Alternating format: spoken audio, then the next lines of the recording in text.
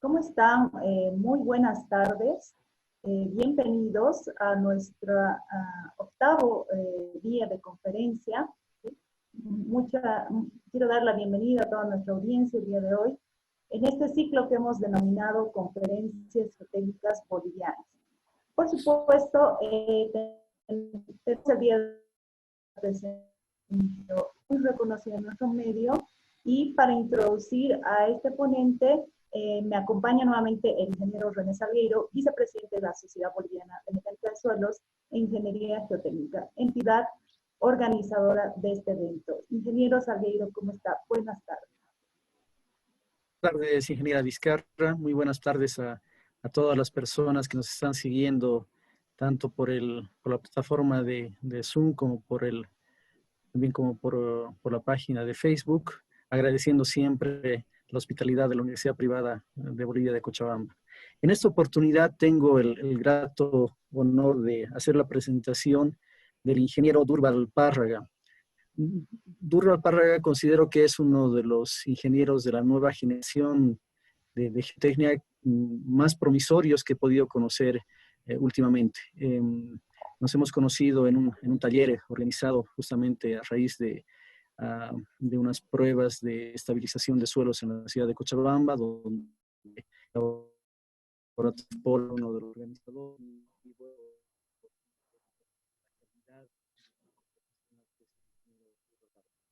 El ingeniero Párraga es ingeniero civil por la Universidad Mayor de San Simón. Tiene una maestría en ingeniería vial, también por la Universidad Mayor de San Simón, y ha cursado la maestría en geotecnia en la Universidad San Francisco Javier. Adicionalmente, él cuenta con diplomados en geotecnia, en geofísica y en mecánica de rocas.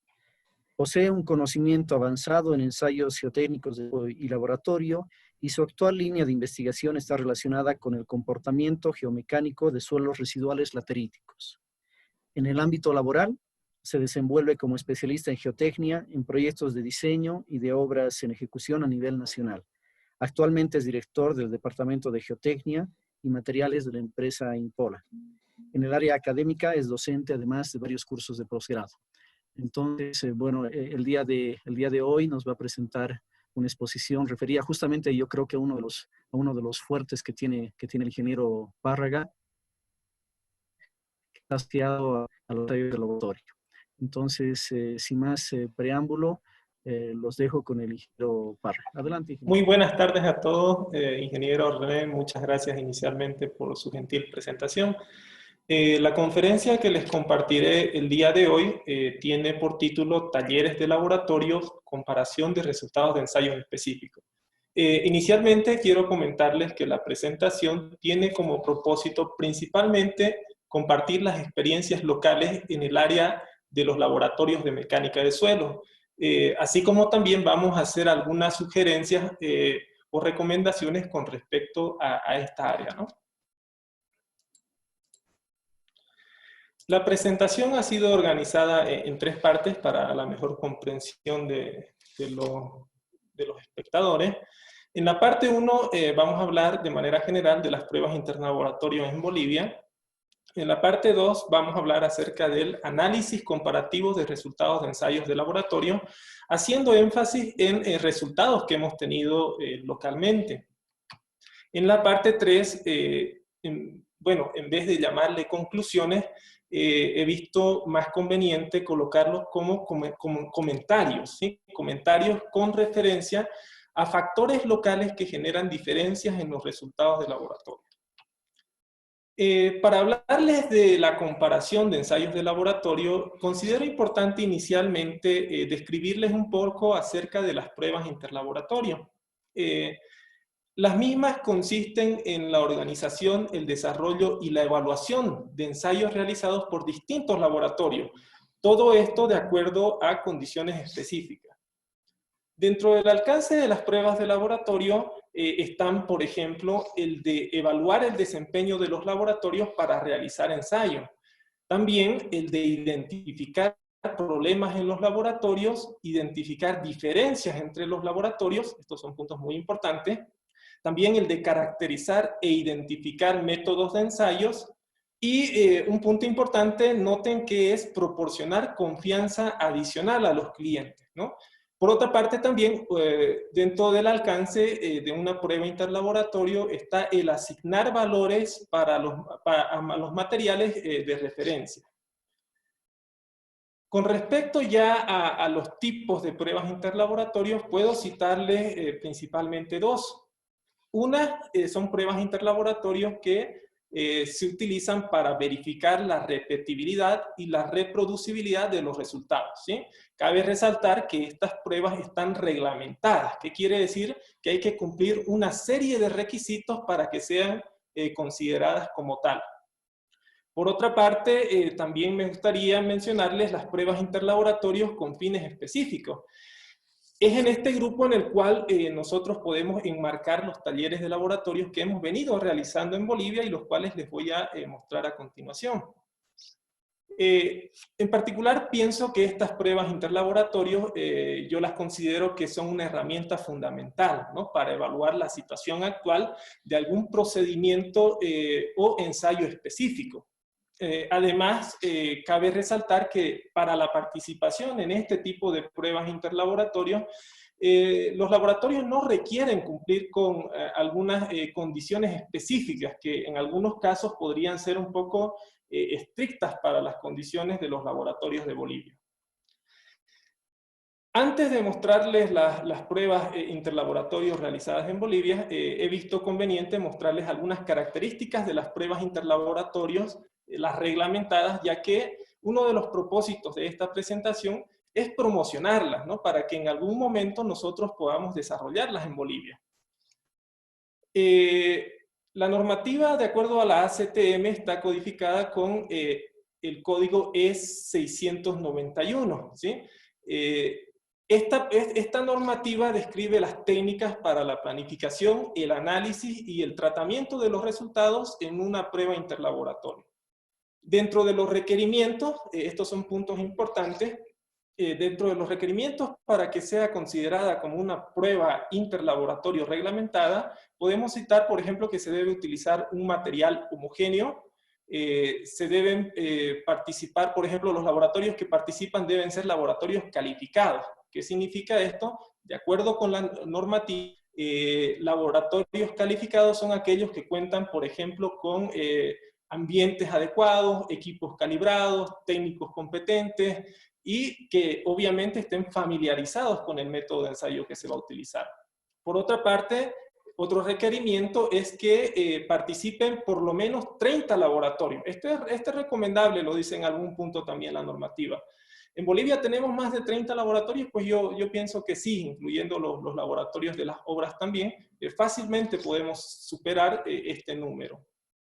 Por otra parte, también es un requerimiento tener un procedimiento de ensayo único. Y es en este punto en el que vamos un poquito a ahondar en la presentación, porque en Bolivia todavía nuestros procedimientos son un poco variables, como les voy a ir mostrando más adelante. Con respecto a las pruebas interlaboratorio con fines específicos, podemos citar realizadas. Bueno, ya desde el año 2016 se empezaron a realizar los talleres nacionales de laboratorios de mecánica de suelo. El primer taller tuvo el nombre de Fundamentos y Ejecución de Ensayos Triaxiales. Esta fue la primera oportunidad donde se logró reunir tanto a ingenieros que están relacionados de manera indirecta como directa en el área de los laboratorios. Cabe resaltar que este evento fue organizado por la empresa privada Impola Consultores SRL y la Universidad San Francisco Javier de Chuquisaca. Esta es una fotografía característica que representa el evento. Aquí me gustaría destacar, por ejemplo, la presencia del doctor Juan Carlos, quien actualmente es nuestro presidente de la Sociedad Boliviana de Mecánica de Suelos e Ingeniería Geotécnica. Él siempre representando a la parte académica, ¿verdad? Por otra parte, también me gustaría destacar la presencia del ingeniero Luis Aguilar. Él es el gerente de la empresa Impola y siempre también apoyando, ¿no? Desde la parte de la industria. Y bueno, ahí también tenemos muchos colegas que vienen apoyando en este evento frecuentemente. Otro taller que se realizó, por ejemplo, fue en el año 2017. En este caso, ya se nos unió a la organización el Laboratorio de Geotecnia de la Universidad Mayor de San Simón, y el tema a tratar fue los ensayos de penetración estándar. En este caso se invitó a un profesor experto, el profesor Snide, quien vino y compartió su conocimiento con nosotros, ¿no? Y también como expositor local, pues tuvo también típica del evento que se realizó. El doctor Juan Carlos exactamente hace una semana hizo una excelente presentación con los resultados que se obtuvieron de este taller. Por otra parte, el tercer taller nacional se llevó a cabo el año 2018. ¿Sí? En este año, fíjense, o en este evento, perdón, ya se tuvo la colaboración, por ejemplo, del Ministerio de Obras Públicas, la Sociedad de Ingenieros de Cochabamba, entre otras empresas como Fancesa, ¿no? Que colaboraron al evento. En este caso, el tema que se trató fue el mejoramiento y estabilización de suelo. El profesor invitado fue el profesor Nilo Consoli, de la Universidad Federal de Río Grande do Sul. Cabe resaltar que los datos que les voy a mostrar a continuación corresponden a una pequeña parte de la información obtenida en este taller, porque la otra parte todavía, bueno, se está trabajando. Dentro de las características de los participantes, o los laboratorios participantes en este taller, participaron 7 universidades de Bolivia, correspondientes a ciudades, por ejemplo, de La Paz, El Alto, Cochabamba, Sucre, Santa Cruz y Pando.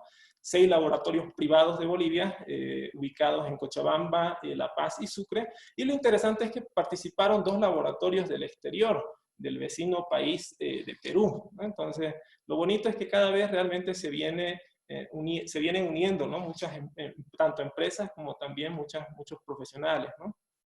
Esta es la fotografía característica de este evento, donde, bueno, pueden apreciar todos los participantes.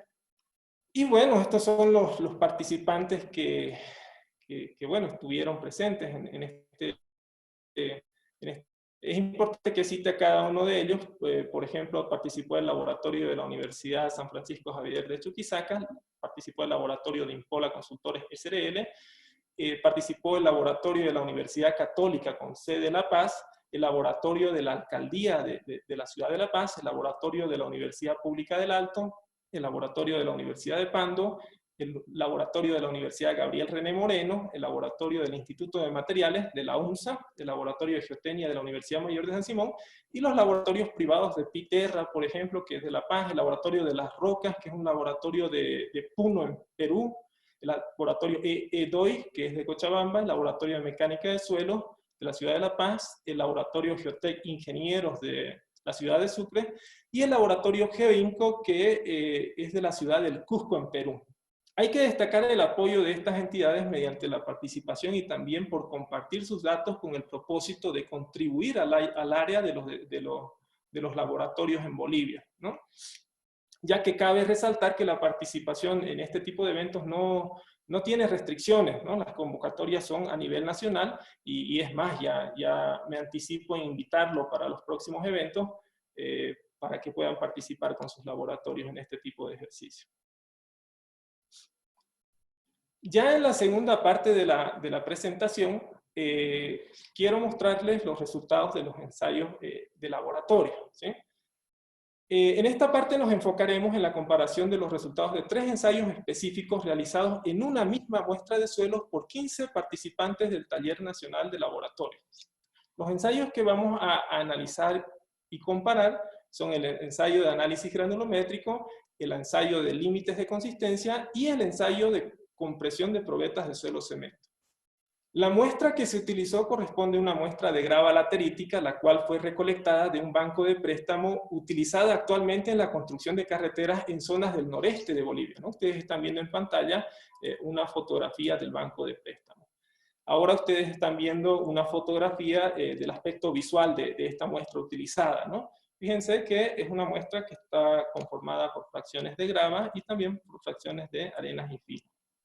Con respecto a la preparación y envío de las muestras a los laboratorios participantes, fíjense, la muestra fue recolectada del banco de préstamo. Luego se tuvo el cuidado de homogenizarla nuevamente para evitar algunos factores relacionados con la segregación, y finalmente fue cargada, ¿no?, en bolsas plásticas, y las muestras fueron trasladadas hasta la ciudad de Cochabamba para luego repartirlas. Se repartieron muestras a Sucre, a Santa Cruz, a La Paz, y también se enviaron las muestras hasta Perú, ¿no? Fue todo un trabajo interesante. Con respecto a los resultados, veamos inicialmente los resultados del análisis granulométrico por tamizado. Recordemos que este método nos permite determinar la distribución de tamaño de partículas a partir del cual o de la cual nosotros obtenemos parámetros granulométricos utilizados tanto para la caracterización como para la clasificación del suelo. También debemos mencionar que una de las aplicaciones importantes del análisis granulométrico es el de seleccionar los suelos para su uso como material de construcción, por lo que los resultados obtenidos en este tipo de ensayos son fundamentales para tomar decisiones en obras de ingeniería. Para observar los resultados, apoyémonos de dos gráficos. Uno en el cual vamos a ver las curvas granulométricas reportadas por los participantes, y el otro que nos muestra un diagrama triangular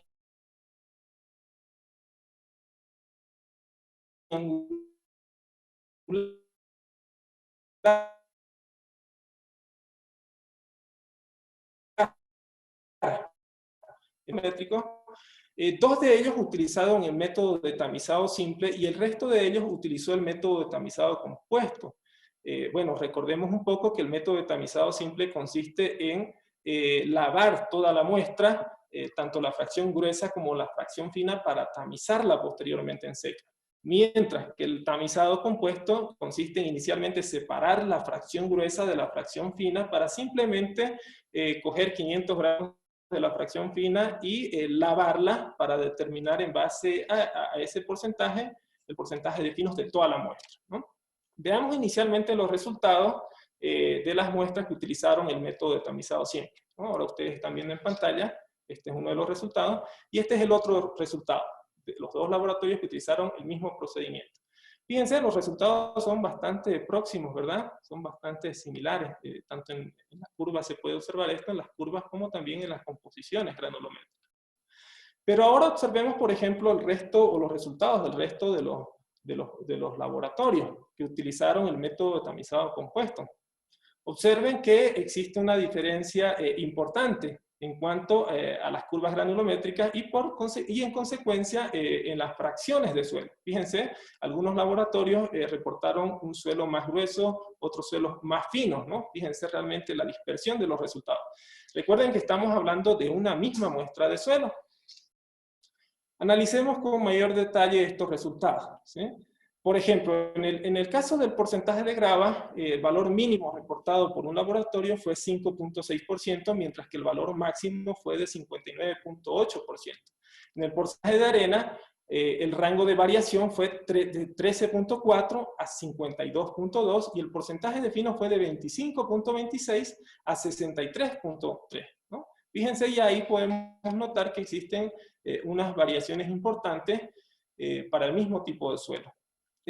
Para analizar de mejor manera los resultados, apoyémonos de un diagrama de cajas, en el cual nosotros podemos observar, por ejemplo, el rango de variación del porcentaje de grava, el rango de variación del porcentaje de arena y el rango de variación del porcentaje de fino. En este caso, la ventaja es que esta forma de expresar los resultados nos permite identificar algunos resultados atípicos, ¿no? Como por ejemplo en el porcentaje de grava hubo un valor bastante bajito de 5.6 que no está dentro, podemos decir, del rango normalmente reportado por los laboratorios. De igual forma, en el porcentaje de arena se encontraron dos valores atípicos y en el porcentaje de finos un valor atípico de 63.3. Pero, sin embargo, noten que las diferencias siguen ahí, ¿no? Por ejemplo, en el caso de la grava, la variación va desde 23.2 hasta 59.7%, ¿no? Y en el porcentaje de finos, que es uno de la fracción que más nos interesa conocer, varía desde 25.2 hasta 45.5. Para analizar mejor la variación de los resultados, apoyémonos del coeficiente de variación, el cual está definido simplemente como la relación entre la desviación estándar y la media de los datos, ¿no? En base a este parámetro, podemos observar que la mayor dispersión se obtuvo en la fracción de arena, ¿no? Debido al valor más alto del coeficiente de variación. Entonces, para interpretar un poquito estos resultados, apoyémonos de estos gráficos. Estos gráficos nos muestran básicamente cuáles son las estructuras típicas de los suelos en base a su composición granulométrica.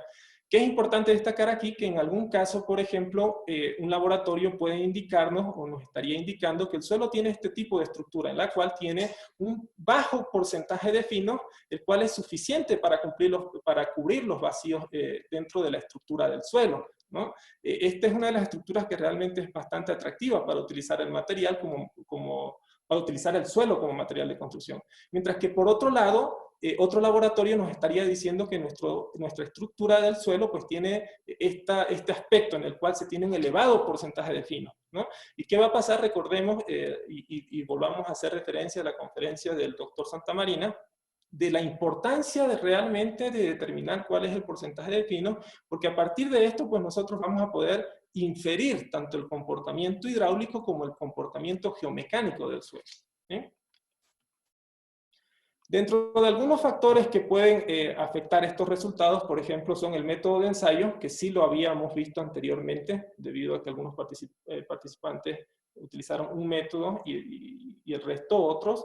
También la aglomeración de partículas que no han sido completamente disgregadas, los tamices sobrecargados, el método inadecuado de agitado de los tamices, los defectos en la malla de los tamices, por ejemplo, que la malla esté rota o deformada, las pérdidas del material durante el ensayo y los errores de las pesadas y en los cálculos, ¿no? Estos son algunos de los factores que pueden incidir en los resultados. Ahora veamos, por ejemplo, los resultados de los ensayos de límites de consistencia. Recordemos que este método de prueba cubre la determinación de límite líquido, límite plástico e índice de plasticidad. Y de igual forma, este es un parámetro fundamental para la clasificación y la caracterización del suelo. Además que también nos sirve en algunos casos para relacionar las propiedades del suelo con el comportamiento de ingeniería. Para esto apoyémonos de la carta de plasticidad de Casagrande, en la cual nosotros ingresamos con el límite líquido y el índice de plasticidad. Fíjense en pantalla, ustedes están viendo los resultados de 9 participantes, los cuales básicamente sus resultados se ubican por encima de la línea A, ¿no? Y clasificando a la fracción fina de este suelo en el grupo de arcillas de baja plasticidad. Mientras que 4 participantes, fíjense sus resultados, quedan por debajo de la línea A, clasificando al suelo como un limo de baja plasticidad, ¿no? Dentro de los valores o el rango de valores podemos observar que el límite líquido varió desde 24.5 a 43,6, una diferencia de más o menos 19 puntos porcentuales. En el caso del límite plástico, este varió de 15.6 a 28%, casi una diferencia de 12 puntos porcentuales, y el índice de plasticidad varió de 4% a 20,9%. Fíjense, esa es una variación importante para el IP. Recuerden que el IP es bastante especificado, ¿no?, para seleccionar los materiales. En un caso tendríamos un IP bastante bajito, que nos indicaría que es un buen material, pero en otro caso un IP de 20 pues ya nos estaría alertando de que es un material complicado para trabajar. Sin embargo, recordemos que se trata de la misma muestra de suelo. Como parte del criterio para juzgar la aceptabilidad de la prueba, la normativa ACTM D4318 presenta esta tabla que fue elaborada a partir de un estudio interlaboratorio realizado por la ACTM. Un estudio que básicamente está reglamentado, ¿no?, que cumple todos los requerimientos para hacer una prueba interlaboratorio. En este ejercicio ellos utilizaron 3 tipos de suelo: una arcilla de alta plasticidad, una arcilla de baja plasticidad y un limo de baja plasticidad. El número de participantes de este ejercicio fue un total de 24 laboratorios. Fíjense que en la columna 3 nos muestran los valores promedios de los límites de consistencia, Pero lo que más nos interesa ahora, para los fines de esta presentación, es observar la columna 4, en la cual nos muestran los valores de desviación estándar de los límites de consistencia. Desviación estándar que ellos obtuvieron en unas condiciones controladas, ¿no? Y también nos muestra la columna 5, cuál es el rango de valor aceptable para los límites de consistencia, ¿no? Entonces, ahora comparemos estos valores especificados con los resultados que obtuvimos. Ustedes están viendo en pantalla los resultados, los mismos límites de consistencia que les había presentado anteriormente, pero en este caso graficados en diagramas de barras, ¿no? Y aquí ustedes pueden ver los valores seleccionados del estudio anteriormente citado. Ahora veamos los valores de desviación estándar obtenidos en nuestro suelo, ¿sí? O en el estudio, en los estudios que realizamos. Fíjense, en el caso del límite líquido, la desviación estándar fue igual a 5.4, en el caso del límite plástico fue igual a 3.4, y en el caso del índice de plasticidad, la desviación estándar obtenida fue igual a 5.1. Fíjense que en todos los casos la desviación estándar es mucho más alta con la recomendada por la normativa ACTM. Esto nos quiere decir que los resultados realmente, fueron afectados por algún factor. Dentro de los factores que pueden afectar los resultados de los límites de consistencia, podemos mencionar, por ejemplo, la experiencia del operador, el secado previo de las muestras, el tiempo de remoldeo, la reutilización de las muestras, los equipos defectuosos y errores en el pesado y en los cálculos. Ahora quiero mostrarles algunas investigaciones que realizamos en 2018, utilizando la misma muestra que utilizaron los participantes, ¿sí? En este estudio del 2018 identificamos que el tiempo de remoldeo afecta, está relacionado, o el incremento del tiempo de remoldeo, mejor dicho, está relacionado con el incremento del límite líquido, como ustedes están viendo en pantalla. A mayor tiempo de remoldeo se incrementa el límite líquido. Por otra parte, en el mismo estudio ahora les muestro el resultado de 24 muestras, ¿sí? 24 muestras de grava laterítica obtenidas del oriente, del noreste de Bolivia, siendo más específico. Ustedes están viendo ahora los resultados, por ejemplo, de los límites de consistencia obtenidos para una condición natural, podríamos decir, para un bajo grado de remoldeo.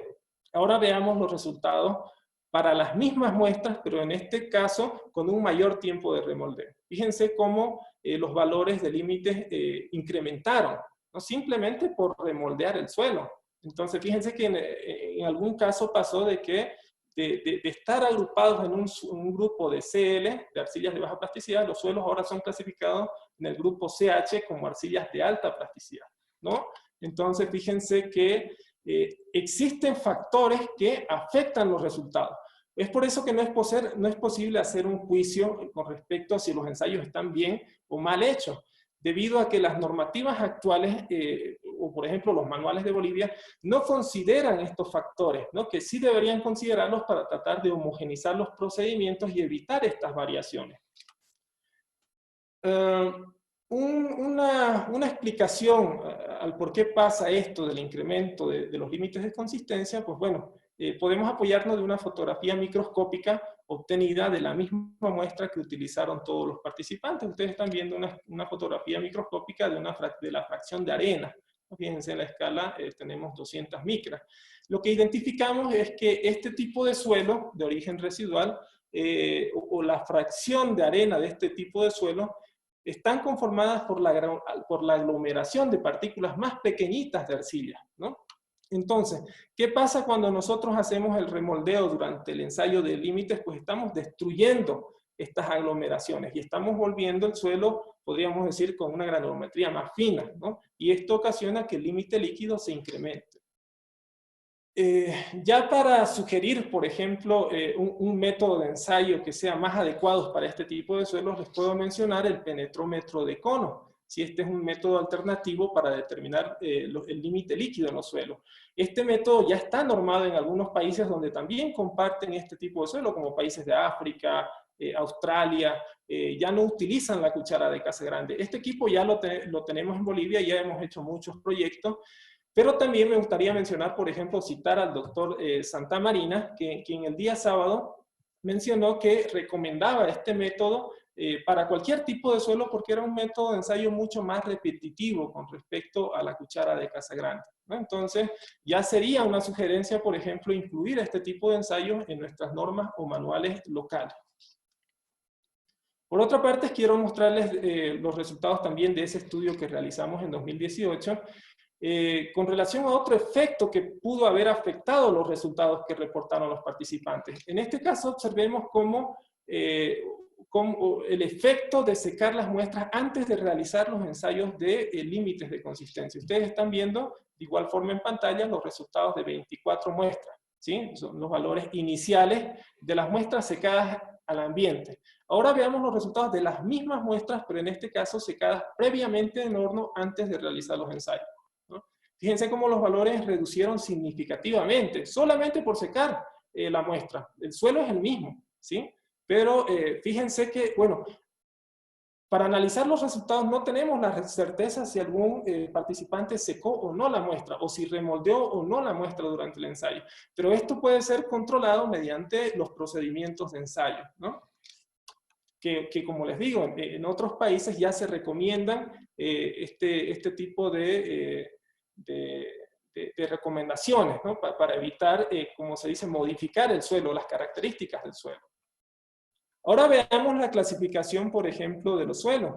Inicialmente observemos la clasificación del sistema unificado, ¿no? De acuerdo a los resultados, fíjense que se reportaron 5 grupos distintos para un mismo tipo de suelo. Algunos dijeron el suelo es más granular, del tipo GC, donde se agrupan las gravas arcillosas. Otros dijeron el suelo es más fino, estamos hablando ya de todo el suelo en su conjunto, ¿no? Otros dijeron el suelo, pues, corresponde a una clasificación de suelos más finos, y otra parte de los participantes reportaron que el suelo estaba clasificado principalmente en el grupo de suelos arenosos, ¿no? Ahora observemos, por ejemplo, los resultados de la clasificación AASHTO. Fíjense que en este caso ya aparecieron 6 grupos. Estamos hablando de un mismo tipo de suelo que, de acuerdo a los reportes, podría tener 6 clasificaciones distintas, ¿no? Entonces, fíjense cuáles son las importancias realmente de, primero, controlar nuestros procedimientos de ensayos, porque esto puede generar, llevar a este tipo de variaciones en los resultados, ¿sí?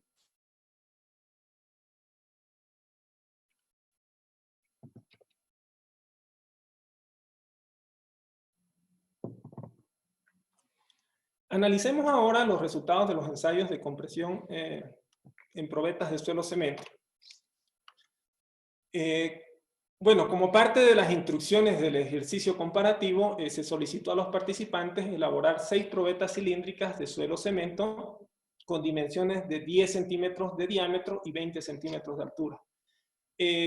Con respecto a las condiciones que se solicitó, fue de que ellos alcanzaran 3 pesos específicos secos distintos, identificados en la presentación como D1, D2 y D3, donde D1 es mayor a D2 y D2 es mayor a D3. Por otra parte, también se solicitó que durante que prepararan los especímenes con 2 porcentajes de cemento distintos, 4% y 6%. Con respecto al procedimiento de ensayo, en este caso sí se pasó el procedimiento de ensayo a los participantes, ¿sí? De manera general, para los que no han tenido la oportunidad de seguir este ensayo, pues consiste en, bueno, siguiendo las imágenes de manera secuencial, consiste en homogenizar la muestra principalmente o inicialmente para evitar efectos por segregación, luego determinar las masas tanto del suelo como del cemento y del agua. Cabe resaltar que también nosotros enviamos un único cemento a todos los participantes, ¿no? Para evitar también afectaciones por este factor. Luego la muestra se homogeniza y se la compacta, ¿sí? En este caso también utilizamos un método de compactación estático, ¿sí? Esto para evitar algunas variaciones también relacionadas a los métodos de compactación dinámica. Después de compactarla, bueno, se dio el instructivo de que se debía curar la muestra durante 7 días, para posteriormente sumergirla en agua durante un periodo de 24 horas. Luego de la inmersión, lo que se hizo fue extraer las muestras y llevarlas a una prensa, ¿no? Como las que están viendo ustedes en pantalla, para medirle la resistencia a compresión simple. Aquí ven algunas fotografías de los dispositivos que reportaron, por ejemplo, los participantes. Fíjense que podemos observar la variación en los distintos tipos de sensores que utilizan los laboratorios, ¿no? Algunos utilizaron un anillo de carga, por ejemplo, para medir la carga. Otros utilizaron celdas de carga tipo S. Para medir la deformación, unos utilizaron deformímetros analógicos, otros utilizaron sensores o transductores de deformación digitales. Entonces, fíjense la variación, ¿no? Y algunos otros utilizaron, por ejemplo, una prensa de hormigón para hacer la rotura. Apoyándonos en diagramas de barras, observemos los resultados reportados por los participantes. Fíjense, podemos ver los resultados para la densidad 1, que es la densidad más alta que se solicitó, para los porcentajes de 4 y 6% de cemento. Observemos las variaciones inicialmente en los resultados, ¿no? Fíjense que los resultados presentan tendencias distintas, ¿no? En algunos casos bastante altas y en otros casos podríamos decir que bajas. Por ejemplo, en este caso de las dos tendencias podemos ver que los resultados difieren en casi el doble de su valor. Si analizamos valores más bajitos, tiene una diferencia de hasta 4 veces el valor, ¿no? Fíjense, son diferencias importantes, ¿no? De igual forma, aquí observen los resultados para la densidad 2, con 4 y 6% de cemento, ¿no? Y de igual forma, se notan las variaciones importantes en los resultados. Nuevamente nos apoyamos del coeficiente de variación para observar de que, por ejemplo, la muestra con la densidad 2 y 6% de cemento obtuvo, o los datos de esta condición de ensayo fueron los que tuvieron mayor dispersión, ¿no? Aquí ustedes pueden ver de igual forma los resultados de la densidad 3, que es la densidad más bajita que se solicitó, y los resultados con 4 y 6% de cemento, ¿no? Y en términos del coeficiente de variación, observamos que estos tuvieron una variación de resultados mucho más altas con referencia a la densidad 1 y a la densidad 2. En base a la información proporcionada por los reportes de laboratorio, se verificó que los pesos específicos secos alcanzados por las probetas fue un factor que probablemente está relacionado con el amplio rango reportado en la resistencia a compresión. Por ejemplo, nótense de la gráfica que estos son los valores de peso específico que se definieron para preparar, ¿no? Estos cuadrados amarillos que ustedes ven son los pesos específicos objetivos. Ahora observemos, por ejemplo, los pesos específicos efectivamente alcanzados por los participantes, ¿no? Fíjense el amplio rango de variación de pesos específicos, ¿sí? Sin embargo, esto no quiere decir que los ensayos fueron mal realizados. Para interpretar de mejor forma los resultados, se hizo uso del parámetro N, como el que ustedes están viendo aquí, porosidad contenido volumétrico de cemento, ¿no? Cabe hacer notar que actualmente este parámetro está siendo investigado para su uso en el diseño racional de materiales artificialmente cementados. El profesor Nilo Consoli, quien nos acompañó en este ejercicio comparativo, es la principal referencia a nivel mundial con respecto a las investigaciones que se vienen realizando, y bueno, también las cuales han demostrado que este es un parámetro que puede representar con muy buena precisión la resistencia a compresión de suelos artificialmente cementados. En este sentido, pues en conjunto con el profesor Nilo Consoli se desarrolló un conjunto de ensayos de resistencia a compresión para definir el comportamiento del suelo estudiado. Ustedes están viendo ahí esta curva de formato tipo potencial, corresponde al modelo del suelo que estudiamos en este taller. Básicamente, en este taller, uno de los puntos principales fue que el profesor Nilo expuso realmente las ventajas de este parámetro, ¿no? Y ahora lo estamos utilizando. Es más, ya se tienen investigaciones en Bolivia, las cuales demuestran realmente su gran aplicación que tiene en la ingeniería.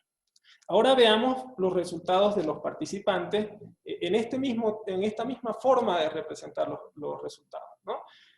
Ustedes están viendo, por ejemplo, ahora, estos son los resultados de un participante, de otro participante. Observen que independientemente de no haber alcanzado el peso específico que se les pidió, los resultados cumplen o están dentro del comportamiento esperado, lo que nos dice que sí, las probetas sí fueron bien preparadas, ¿no? Fíjense. Pero también este tipo o esta forma de expresar los resultados nos permiten observar que hubieron resultados que no siguen esta tendencia del comportamiento, lo que nos indica que fueron afectados por algún factor, ¿sí? ¿Cuáles pudieron haber sido esos factores? Por ejemplo, la experiencia del operador, la velocidad de compresión en el ensayo, la calibración de los equipos, la precisión de los sensores, el método de curado, la temperatura de curado. La temperatura de curado me parece muy interesante de analizarla porque recordemos que enviamos muestras a Pando y también enviamos muestras a la ciudad de El Alto y La Paz, con climas totalmente distintos. Entonces, bueno, todos sabemos que la temperatura de curado afecta a las reacciones puzolánicas, ¿no? Entonces, probablemente fue uno de los factores condicionantes, ¿no?, que afectó en los resultados. Por otra parte, también podemos citar los errores en el pesado y en los cálculos. Bueno, ya en la tercera parte de la presentación quiero hacer algunos comentarios con respecto a los factores que probablemente están relacionados con la variación de los resultados presentados anteriormente. Para este fin, he separado los comentarios en dos partes. En la primera parte quiero comentar acerca de las normas o manuales técnicos, hablando específicamente de su actualización y cumplimiento. Y por otra parte, hablarles brevemente también de los sistemas de gestión de calidad, que son factores que sin duda alguna aportan o aportarían en reducir estas diferencias en los resultados. Sin duda alguna, la implementación de normas relacionadas al área de geotecnia es un punto importante actualmente en Bolivia. Recordemos que en este momento solamente tenemos un manual de ensayos de laboratorios que está orientado principalmente a carreteras. Además, hay que mencionar que ya este manual debe ser actualizado por algunos comentarios que voy a hacer más adelante. Sí se tiene conocimiento que actualmente se está trabajando en una guía para estudios geotécnicos, principalmente para edificaciones, a la cabeza del doctor Juan Carlos, pero sin embargo también nos faltan las normativas para túneles, para taludes, entre otras áreas específicas, ¿no? Entonces, es un punto importante para mencionar.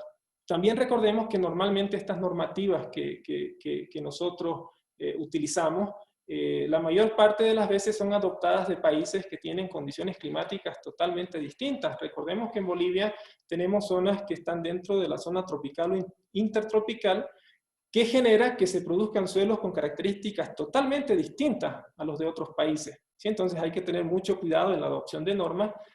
Un buen ejemplo es el suelo que les estoy comentando en la presentación, son los materiales lateríticos, por ejemplo. Y bueno, por otra parte, para los ingenieros que aún no están muy familiarizados con los materiales lateríticos, de los cuales hemos hablado mucho en esta presentación, les dejo dos links ahí de dos conferencias que dimos recientemente con el doctor Juan Carlos, en el cual ustedes pueden ver todos los estudios que hemos venido realizando, ¿no? Pero ya explicados con mucho mayor detalle, ¿no? Todos estos orientados realmente a impulsar a utilizar los materiales lateríticos como material de construcción. Recordemos que no estamos proponiendo usar este tipo de suelo en esta presentación. ¿Por qué? Porque ya los suelos están siendo utilizados. Entonces, la implementación de normativas o la actualización de nuestras normativas debe ser de manera inmediata. Otro efecto que ha generado variaciones en los resultados locales está relacionado con la interpretación de resultados de los ensayos. Un buen ejemplo para este caso, por ejemplo, es el ensayo CBR. Recordemos que la interpretación del ensayo CBR está basado en una curva patrón, una curva obtenida con un material estándar que por allá, por 1983, identificaron que era un buen material para su uso como en la capa base o en la capa subbase de pavimento. Ahora yo les muestro algunos resultados que hemos obtenido en ensayos CBR en suelos locales. ¿Sí? Estos son suelos de Beni, por ejemplo, y el que están viendo ahora con círculos corresponde a un material de capa subbase y ahora un material de capa base. Fíjense cómo realmente hasta este punto la curva patrón pues cumple muy bien, ¿no? Realmente porque se identifica que es un material de mejor calidad. Sin embargo, no es nada nuevo lo que les voy a decir, que se ha identificado en nuestro medio de que localmente nosotros podemos producir materiales que tienen una resistencia mucho más alta, ¿no? Como ustedes están viendo, ¿no? Materiales que son más resistentes debido a que las curvas de resistencia están por encima de la curva patrón. Y esto ha generado en algún momento, por ejemplo, diferencias en los resultados de laboratorio, ¿sí? Los que trabajan más en obras y en proyectos han podido notar que en algunos casos los reportes han reportado valores mucho más bajos de CBR, ¿no? Porque se cree que no debería haber valores mayores al 100% de CBR. Eso es un error de interpretación, ¿no? Porque todos sabemos que sí, esto sí ocurre y es bastante común. Entonces, en algún caso, pues ha pasado, por ejemplo, que se envían las muestras a hacer CBR, un laboratorio dice, este material tiene un CBR de 140%, y el otro laboratorio dice que este material tiene un CBR de 100%, ¿no? Entonces, hay diferencias, que esas diferencias, pues, en obra, realmente llegan a tener complicaciones y en un caso perjuicios en las obras, porque recordemos que en Bolivia normalmente se solicita tener un laboratorio tanto al contratista y otro laboratorio a la supervisión. Entonces, cuando toca hacer los ensayos en conjunto, normalmente sí se encuentran a veces variaciones, ¿no? Entonces, son las normativas las que ya deberían regular cuáles son estas tolerancias, porque de que va a haber variaciones van a haber, pero hay que ver las tolerancias, ¿no? Ahora, ¿qué pasaría si comparamos, por ejemplo, la curva patrón, pero con referencia a un suelo local, la misma grava laterítica que utilizaron los participantes? Observen las curvas correspondientes a 24 muestras de distintos lugares distribuidos en el noreste, ¿no? Fíjense que la curva patrón queda casi al medio, ¿no? Entonces, esto ya nos dice que realmente este criterio, pues, es limitado para caracterizar los materiales lateríticos, no solo los materiales lateríticos, también algunos tipos de suelos como hemos visto anteriormente, ¿no? Y esto debería estar reflejado en las normativas para evitar algunos errores de interpretación. Hoy hablé mucho de los materiales lateríticos porque, bueno, estamos metidos en esto, pero es importante mencionarles que en Bolivia tenemos distintos tipos de suelos, ¿no? Tenemos suelos con alto contenido de sales, tenemos suelos dispersivos, entre muchos otros, que tienen características particulares que deben ser consideradas en los procedimientos de caracterización, porque si no, siempre van a presentar diferencias, ¿no? Y no van a ser, no es posible, o no van a ser comparables los resultados, ¿no? Entonces, ese es un punto que considero que debe analizarlos para nuestras futuras normas o para la actualización de nuestros manuales. Otro punto también interesante es que, por ejemplo, ya las normas deberían hablar de ensayos químicos y mineralógicos para la caracterización de los suelos, ¿no? Bueno, por otra parte, la medición de la densidad in situ es otro ejemplo interesante para demostrar la necesidad de incluir nuevas normativas de ensayo, ¿no? Recordemos que es bastante común utilizar el cono de arena en nuestro medio para hacer el control de la densidad in situ. Pero sin embargo, actualmente disponemos de muchas otras herramientas, ¿no? Densímetros nucleares, densímetros eléctricos, dentro de los cuales algunos de estos todavía no están normados localmente. Y de igual forma, pues pasa frecuentemente de que el contratista utiliza un tipo de densímetro, el supervisor utiliza otro, y se llega a un conflicto porque se obtienen diferentes resultados, ¿no? Porque evidentemente estos métodos obtienen la densidad de una manera indirecta. Entonces, esas tolerancias también ya deberíamos tenerlas reflejadas en alguna normativa para evitar, ¿no? Ese tipo de problemas. Otro ejemplo, por ejemplo, aquí les estoy mostrando, este es un deflectómetro de impacto liviano y este es un medidor de rigidez. Son equipos que ya tenemos en Bolivia, ¿no? Por ejemplo, este es el que tiene la empresa Impola, pero ya hay varias empresas que incluso la misma administradora boliviana de carreteras ya tiene este tipo de equipos. Son equipos que les dan un parámetro mucho más importante que un CBR, les dan un módulo dinámico in situ, que es un parámetro que está más relacionado con el diseño ingenieril de un pavimento. Pero sin embargo, como no está normado, lo que tenemos que hacer es medir este parámetro y correlacionarlo, volver 3 pasos atrás para obtener un CBR. Todo esto porque el equipo o el parámetro no está normado todavía localmente. Entonces, esas correlaciones también van a generar diferencias entre un valor de CBR obtenido de manera directa y un valor correlacionado, por ejemplo, por un deflectómetro. No es que recomiende hacer eso. Evidentemente, lo más óptimo sería normar el equipo y utilizar los parámetros que nos da, que son los módulos, ¿no?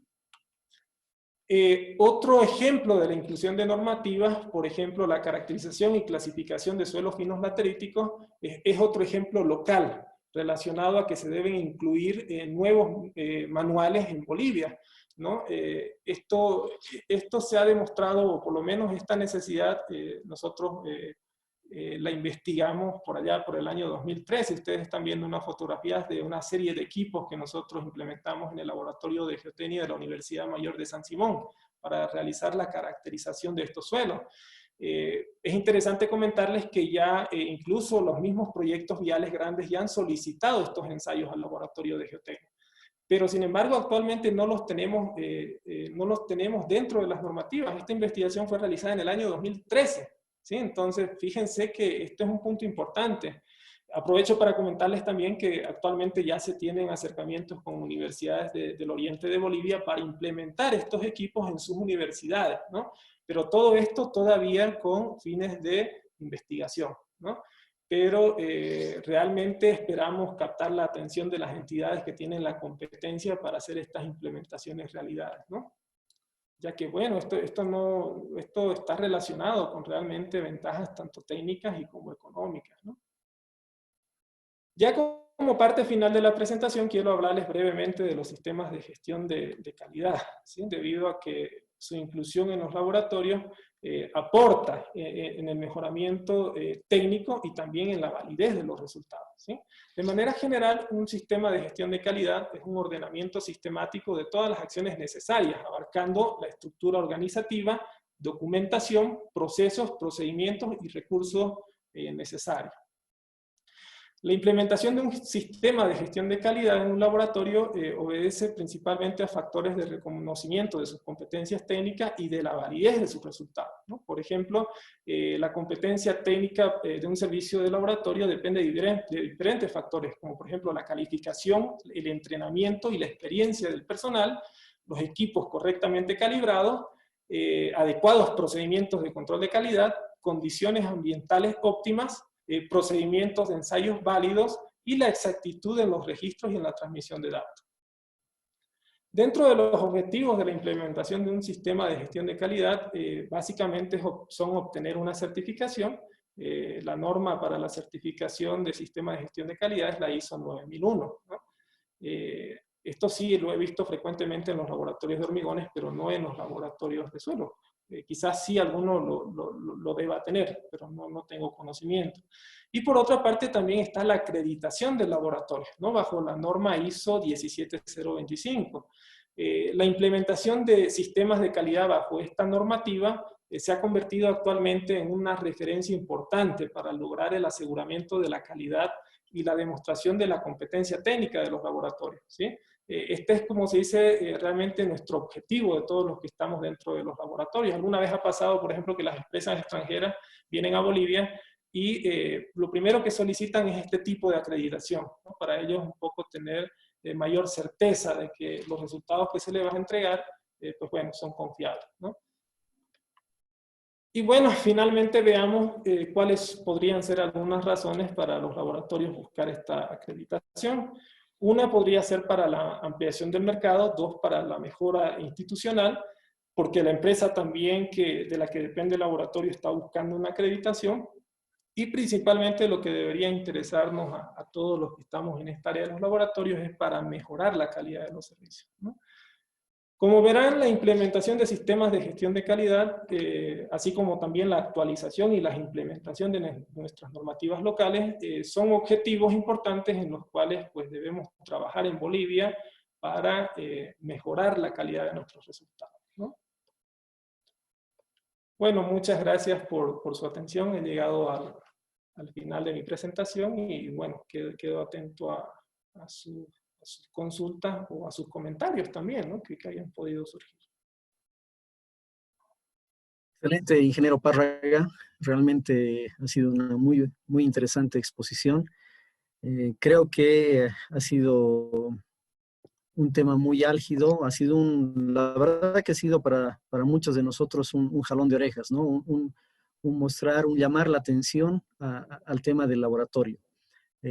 Todos sabemos de que en geotecnia uno de los pilares fundamentales en el cual nos basamos para los análisis y diseños geotécnicos y también en la parte constructiva es el laboratorio. Y es indudable de que los resultados que ha mostrado en su exposición pues han llamado poderosamente la atención, yo creo que para todos los asistentes de la exposición. Realmente las variaciones que ha mostrado en los resultados obtenidos, medidos con los estadígrafos de dispersión, como el coeficiente de variación o la desviación estándar, han mostrado que efectivamente de repente hay algunos problemas en la ejecución de los ensayos. Y estamos hablando de laboratorios bastante reconocidos en nuestro medio, ¿no? No queremos pensar que lo que está sucediendo en laboratorios de campo, ¿no? Que son los que Exacto. están en el día a día, ¿no? Entonces creo que ha Es una sido buena muestra. realmente... Adelante. Sí, bueno, le Es una, decía, creo que es realmente... una, perdón, le decía que es una buena muestra, pero también lo que yo quiero hacer énfasis es que los errores, uno, pueden estar relacionados a la parte procedimental, que puede ser regulada mediante las normas o manuales, pero también está relacionada con las características intrínsecas de algunos tipos de suelos que no los estamos considerando, ¿no? Sí, correcto. Justamente en ese sentido hay varias de las consultas que se han formulado dentro del grupo de los asistentes. Efectivamente, sí, el tipo de material que se ha utilizado para esta exposición no es un material, vamos a decir, entre comillas, convencional. Sin embargo, también nos llama la atención de que probablemente sea necesario crear espacios para poder encontrar tal vez algún tipo de institución o, algún mecanismo entre los laboratorios para poder reducir la incertidumbre de los resultados, ¿no? Entonces, bien, simplemente con Exacto. esa breve introducción me gustaría ya empezar con el sector de las preguntas. Hay una primera pregunta del ingeniero Rodrigo Hernández que nos indica, habla específicamente del ensayo de límites de consistencia. Le consulta cuántas repeticiones se recomendaría para, yo entiendo que para efectuar adecuadamente este ensayo y que sirva posteriormente para la clasificación de un suelo.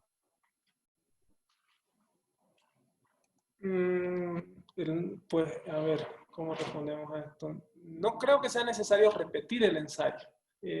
Recordemos que para los límites nosotros determinamos un envolvente con algunos laboratorios la hacen con 3, algunos con 4 puntos, ¿no? Entonces, dependiendo de cómo hayamos obtenido esos resultados, bueno, va a ser necesario. A veces se tiene que ajustar un solo punto, pero rehacer todo el ensayo, bueno, sería un caso muy extremo, ¿no? En el que realmente no se haya obtenido un buen ajuste de los resultados.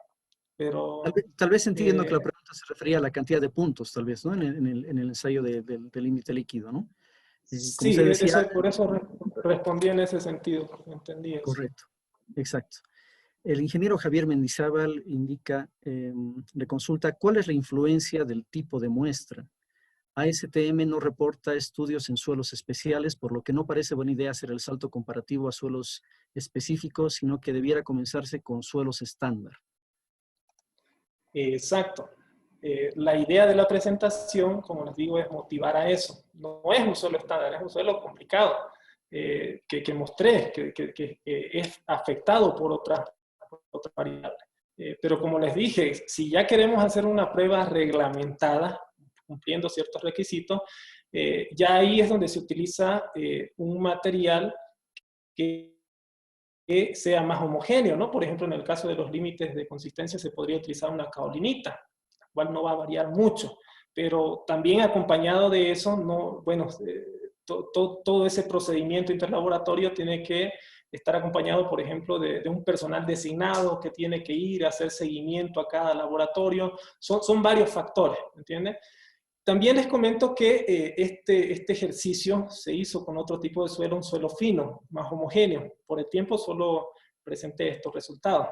Y sí, se puede hacer ahí o se ven cosas interesantes, pero bueno, esperemos en algún momento sacar algún reporte técnico, ¿no? Para que ustedes también puedan ver esas variaciones. ¿Sí? Pero, sin duda alguna, yo aprovecho estos resultados, uno, para mostrarles las variaciones reales, relacionadas a estas características o a las características intrínsecas de este suelo en particular. Pero también ya nos da una pauta de cuáles podrían ser los riesgos de variación a partir de esta prueba interlaboratorio, ¿no? Por todo lado, pues es útil, ¿no? Evidentemente no es una reglamentada, como les decía, pero esperemos en algún momento realmente motivar a los laboratorios para hacer algo, bueno, más reglamentado, ¿no? No quiero perder la oportunidad también para comentar de que tiene seguidores también en México. Nos ha escrito un ingeniero de México, e indicarle que durante toda la exposición hemos tenido una media de aproximadamente 250 espectadores, ¿no? Unos 150 en la sala de Zoom y otros 100 siguiéndonos por la página de Facebook. Bien, el ingeniero Luis Chambi le realiza la siguiente consulta. Realizaron una verificación de los equipos de los laboratorios antes de hacer el interlaboratorio, ya que esto puede llegar a ser otra variable aparte de los procedimientos. Exacto. Como les mencioné, esto no fue posible, ¿no? Porque los laboratorios se encuentran en diferentes departamentos. Y como les digo, esto realmente representa, es un diagnóstico real de lo que un laboratorio le va a entregar en las condiciones actuales. Ahora, si su equipo no está calibrado, si su equipo no tiene algunos defectos, esta muestra que hemos visto el día de hoy lo está representando, ¿no?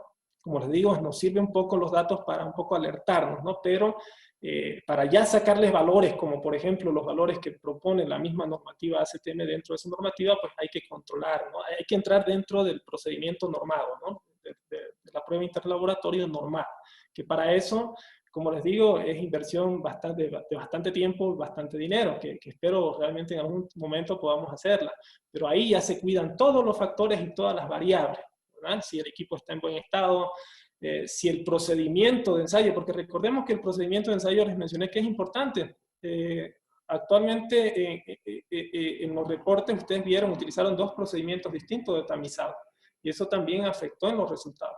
Entonces, tenemos que definir nuestros procedimientos en Bolivia para hacer este tipo de comparaciones. Porque si no decimos, por ejemplo, no remoldee mucho la muestra en este tipo de suelo, ya es un factor que le podemos añadir a la calibración, a la experiencia del operador, porque recordemos que también la experiencia del operador es importante. En Bolivia actualmente no contamos con escuelas que saquen técnicos específicos de laboratorio de suelo, ¿sí? Hay carreras que sí están ligadas, pero en otros países, por ejemplo, hay personas que estudian, no sé, 4 o 5 años específicamente a laboratorio, lo cual pues ya hace que uno tenga laboratorio o personal mucho más certificado, podríamos decir. Actualmente hay muy buenos técnicos en Bolivia, yo he aprendido mucho de ellos, pero creo que cada vez, tanto profesionalmente como las empresas, debemos ir actualizándonos y bueno, ir sacando ciertas certificaciones, ¿no? Para evitar variaciones en los resultados. Perfecto, ingeniero. Justamente la siguiente consulta o comentario va un poco en torno a ese tema. Sin embargo, antes quisiera comunicarle de que acaba de recibir también otra salutación desde Costa Rica, el ingeniero Diego Cordero, a quien hemos tenido también el agrado de tenerlo en alguna otra exposición anteriormente, a quien mando también un saludo muy cordial Sí, ¿cómo está, Diego? Bolivia. Un gusto saludarlo. Y también, no sé si la persona de México es el ingeniero que conozco, pero bueno, les comento, por ejemplo, que a partir del modelo de equipos que implementamos en el 2013 en el laboratorio de San Simón, ya hemos compartido todos estos planos y toda la fabricación de equipos con ingenieros de México, los cuales ya ellos fabricaron el equipo para clasificación de materiales lateríticos. Y bueno, no coloqué ahora las fotografías, me las pasaron y fíjense, o sea, hay otros países que ya se están interesando por esto y bueno, realmente espero captar la atención localmente para que también, ¿no?, se implemente en otras regiones de Bolivia.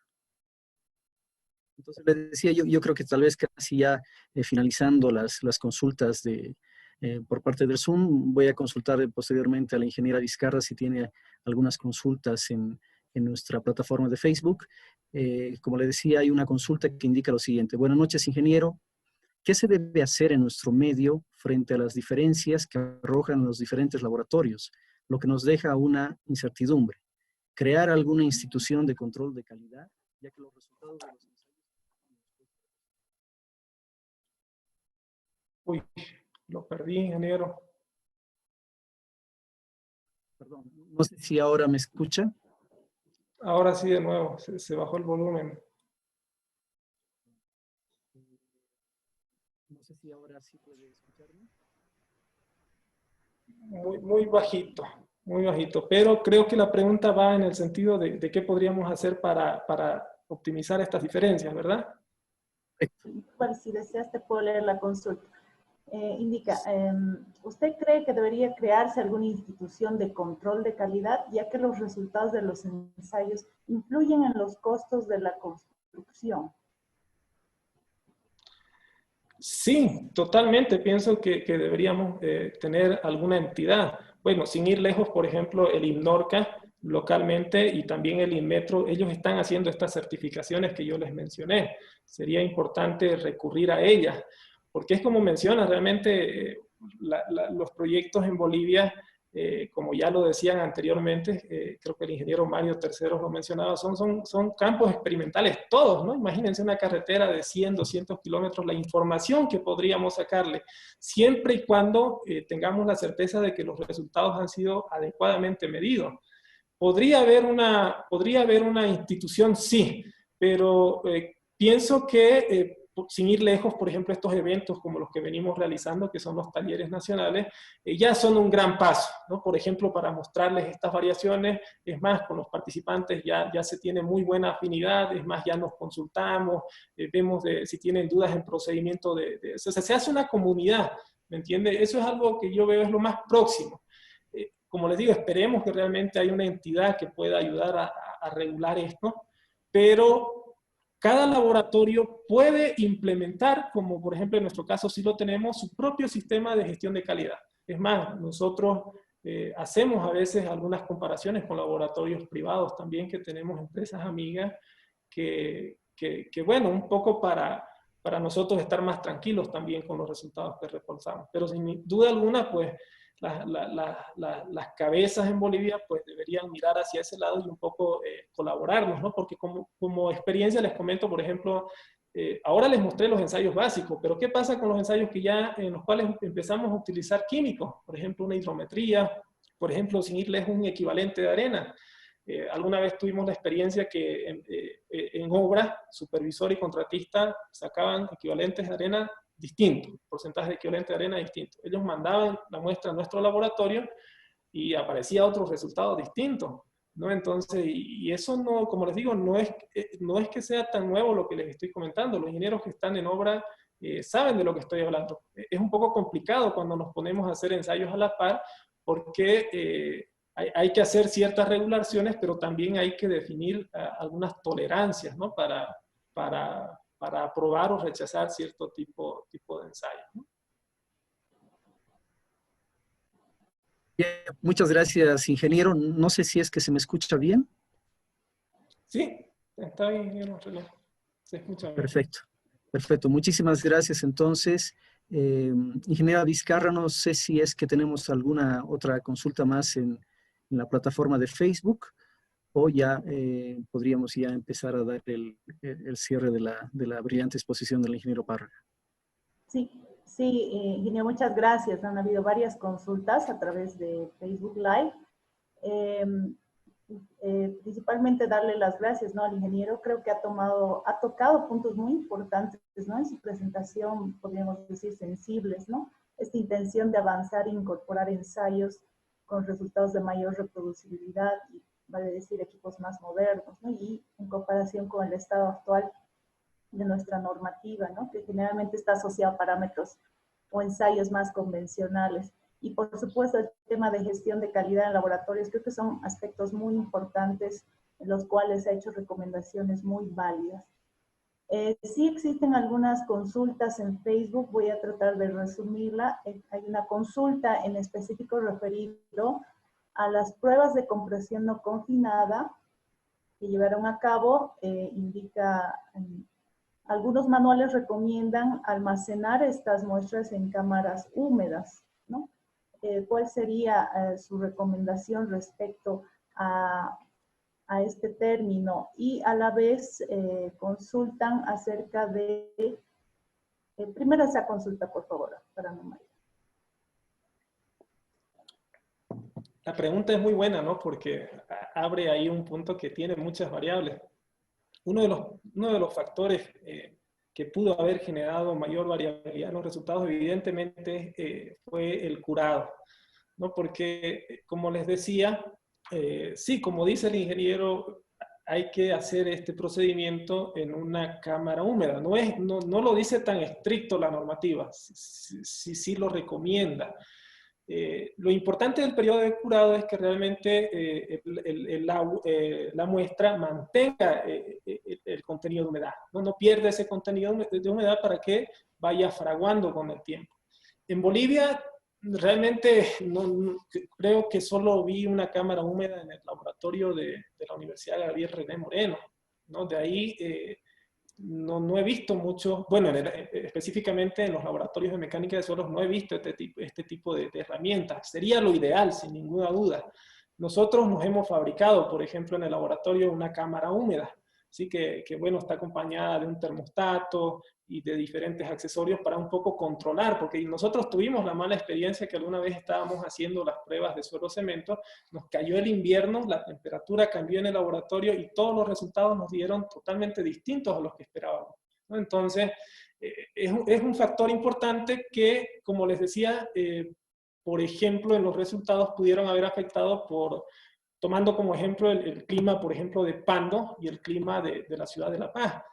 Si ambos laboratorios curaron al ambiente, evidentemente la temperatura de curado fue distinta. Recordemos que los proyectos del Oriente, en la mayor parte de los casos, los que hacen el diseño de estas mezclas de suelo-cemento, las hacen en el occidente, en climas totalmente distintos. Por lo que si realmente no se utilizaría una cámara húmeda, no se controlaría la temperatura de curado, nos estarían dando resistencias que no son representativas de la zona en la cual vamos a utilizar esta mezcla de suelo-cemento, ¿no? Perfecto, muchas gracias. Complementando esa consulta, ¿qué conclusiones se tuvieron en cuanto a los planos de falla que se observaron según los informes de los laboratorios participantes? No, eso todavía no es un factor que se haya analizado. Realmente las tipos de roturas fueron bastante aleatorias, pero no, hasta el momento no se han hecho conclusiones, ¿no? Con respecto al tipo de falla. Como les digo, esperemos en algún momento presentar una información un poco más elaborada, ¿no? Donde se analicen o comenten mucho más factores que intervinieron en este ensayo, ¿no? Perfecto, ingeniero. Ingeniero Párraga, agradecerle por su presencia y por supuesto por la excelente presentación. A nombre personal y de la Universidad Privada Boliviana, quise agradecer la predisposición que tiene tanto usted como la empresa que representa Incola, que siempre han abierto sus puertas, ¿no? A sus laboratorios, proyectos y posibles líneas de investigación han logrado hospedar a estudiantes tanto de formación a nivel pregrado y de posgrado, ¿no? Por ello, por supuesto, estamos muy agradecidos por estar siempre prestos a realizar este tipo de actividades interinstitucionales. Y estaríamos dando cierre, entonces, a la actividad, a la presentación del día de hoy. Ingeniero Salgueiro, tal vez quiera hacer alguna invitación. Sí, correcto, ingeniera Vizcarra, muchas gracias más bien por la palabra. Simplemente recordar a nuestros amables espectadores de que están todavía abiertas la convocatoria para las segundas conferencias geotécnicas bolivianas, ¿no? Este ha sido este ciclo ha sido la primera esperamos de muchos ciclos de conferencias geotécnicas bolivianas y como les decía, está todavía abierta la convocatoria para que profesionales de nuestro país puedan presentar sus temas y puedan ser difundidos, ¿no? Lo que queremos nosotros dentro de la Sociedad Boliviana de Mecánica de Suelos e Ingeniería Geotécnica es crear un espacio de difusión académica para que todos podamos salir beneficiados, ¿no? Entonces, si me permite de repente darle la palabra al ingeniero Durval Párraga, tal vez para que pueda hacer una despedida a su exposición. Muchas gracias. No, muchas gracias a usted, ingeniero René, ingeniera Fabiana, al equipo que está detrás de cámaras también de la UPB. Gracias por el apoyo y gracias a todos los espectadores, ¿no? Realmente estamos muy contentos por su participación en este primer ciclo organizado por la Sociedad Boliviana de Mecánica de Suelos e Ingeniería Geotécnica. Así que, bueno, hasta luego. No me queda más que decir. Muchas gracias. Por favor, invitar a toda la audiencia. El día de mañana nos acompañará el ingeniero Eduardo Gutiérrez en representación del Laboratorio de Ingeniería Civil de la Universidad Autónoma Gabriel René Moreno, con el tema Metodología para caracterización del módulo resiliente de suelos de subrasante a través del ensayo triaxial dinámico.